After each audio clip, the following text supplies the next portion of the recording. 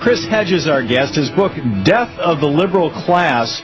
And we were just talking, Chris, about the liberal class, the death of I would say the death of the pseudo-liberal class, the death of the, not even neoliberal. And my point was that you're not going to see Amy Goodman, for example, on Meet the Press. You probably won't see Katrina vanden Heuvel on Meet the Press. Some of the real people who are out there speaking the unpleasant truths. Instead, you get kind of middle, wishy-washy, mushy, and that's the liberal class that you're attacking. Right. Well, these people control what are traditionally liberal institutions. And you're right. They don't have any adherence to liberal values. So, I mean, you correctly point out that they are not, by definition, liberals. But they are presented to the mainstream society as liberals, and they control the institutions that traditionally have defended liberal values. Right. And in fact, they're presented to us by Fox News as communists. Well, Fox couldn't be happier because the ineffectiveness of the Obama administration, they get to tag him. I mean, they don't even call him a socialist. I mean, they're a liberal, they call him a socialist. Right. And a fascist in the same breath. Right. And what it does is, in essence, discredit the left. Yeah. So it serves their interests. Yeah. Well said. Jerry in New Leipzig, North Dakota. Jerry, you are on the air with Chris Hedges. Well, hi, Chris and Thom. I was a type of secret police officer for many federal and state agencies, and I feel we were a fascist nation since at least the 1980s. Chris, your take on the growth of the fascist state? Well, the rise of the surveillance state. I mean, look, the rise of the corporate state always means the rise of the security or surveillance state, which has just exploded since 9/11. Right. And it's very frightening. And the fact that the Democrats have refused to restore habeas corpus, the fact that it is now legal for an American citizen to be condemned to death, to be targeted for assassination without benefit of trial. Yeah, and that evidence is never made public. Those charges are never made public. Right. Now, all of that is relatively benign as long as we remain in a period of stability. But imagine a period of instability, the kinds of tools that are in the hands of the state to repress dissent. It is absolutely terrifying. Yeah, I agree. Carrie in Riverside, California. Carrie, you're on with Chris Hedges. Hi. Yeah, I'm right with this topic. It's very important. One thing I don't understand is this last election, they were using the same voting machines, Diebold and ES&S, that were proven rigged over God knows how many elections, and I don't understand why nobody in the administration or anything was concerned about this. It's like all of a sudden do we trust these guys? And in fact, Carrie, Chris, the only group that has been recently speaking out against electronic voting machines are Republicans. Because I think finally our hackers figured out how to hack them. But, riff a little bit about political theater. Well, that's what it's become. It's all about personal narrative. It's all about, very sophisticated advertising techniques so that we confuse how we are made to feel with knowledge. That's how Barack Obama got elected. I think he was the national Rorschach test. I think progressives projected their greatest hopes on him.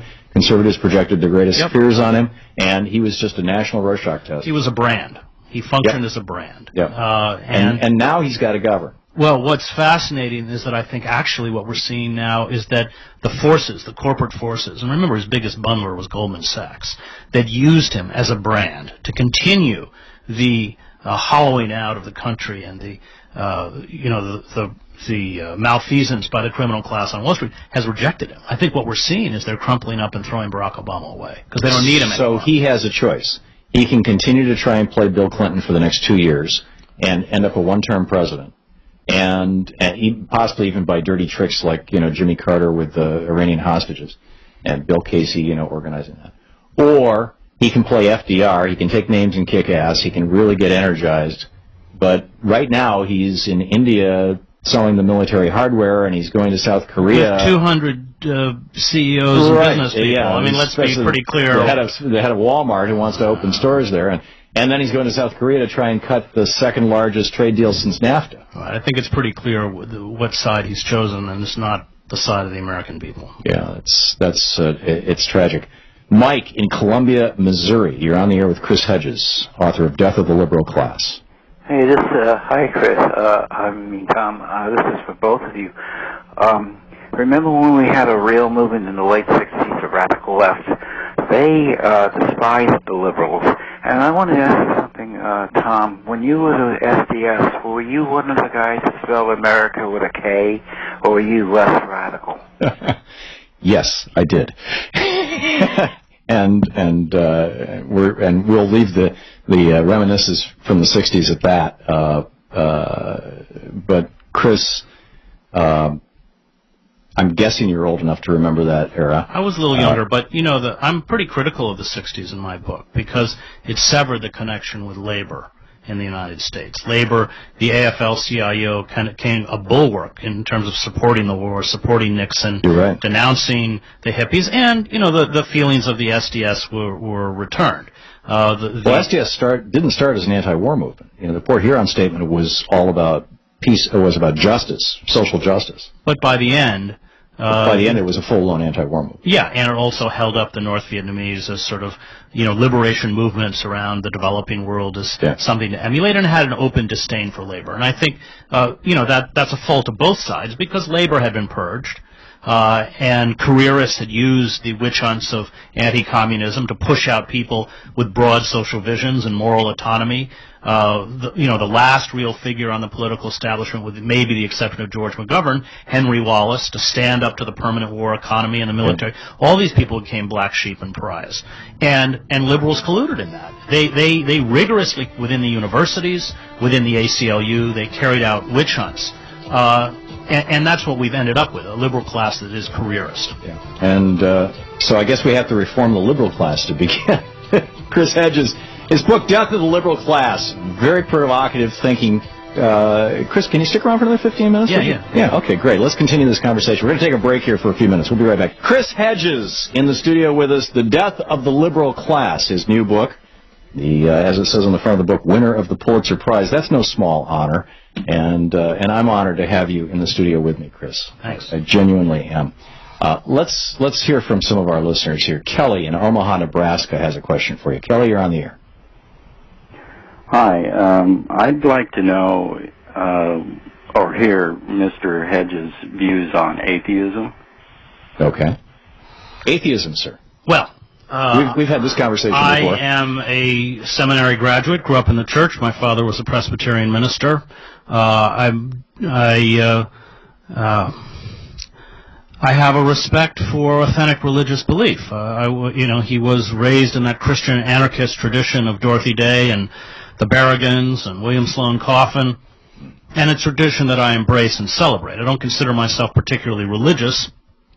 I do find the assault by the so-called new atheists, people like Dawkins and Dennett and Sam Harris and Christopher Hitchens, to be childish, repugnant, insulting, demeaning, and I think that and I've debated Hitchens and Harris, that they replicate the self-aggrandizement and even the fundamentalist mindset of the Christian fundamentalists they attacked, externalizing evil, justifying the imperial wars in the Middle East because instead of Islam being a religion of Satan, it's a form of barbarism, and violence is the only language these people understand.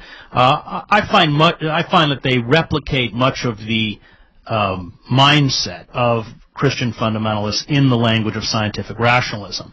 That said, I am a huge fan of Camus, who would be considered an atheist, and I also am very acutely aware. He would also be considered suicidal. Yeah,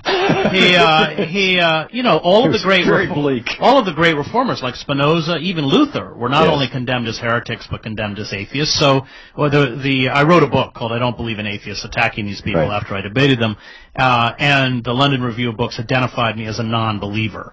I don't like labels too much, but I'm not really to dismiss. And I think at our peril, we dismiss great religious thought because it struggles to grapple with those non-rational forces of grief, beauty, the search for meaning, or the struggle with our own mortality that make a complete life, just as great artists do. I brilliantly said, and I would add,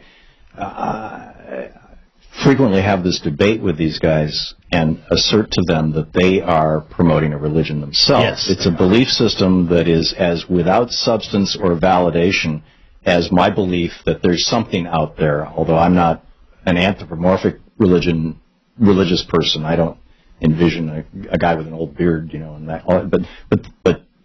But I do think that there is, for many people, an experience that they've had that's transcendental, and that this was what animated the Transcendentalists, for example. I mean, Emerson wrote about it brilliantly, in particular. That leads to, depending on set and setting, to paraphrase Timothy Leary, that leads to a religious worldview or a religious set of a religious use of language to identify, for lack of anything else. But I wonder sometimes if the people who identify themselves as purely atheist lack that transcendental experience, or if they have genuinely channeled it into, I know Carl Sagan, I had a long interview with his wife, he aggressively asserted his atheism, and yet he, every time he looked in a telescope, it took his breath away and his heart started. You can come to that outside of religious structures, right, or religious institutions. But what it boils down to is honoring the sacred.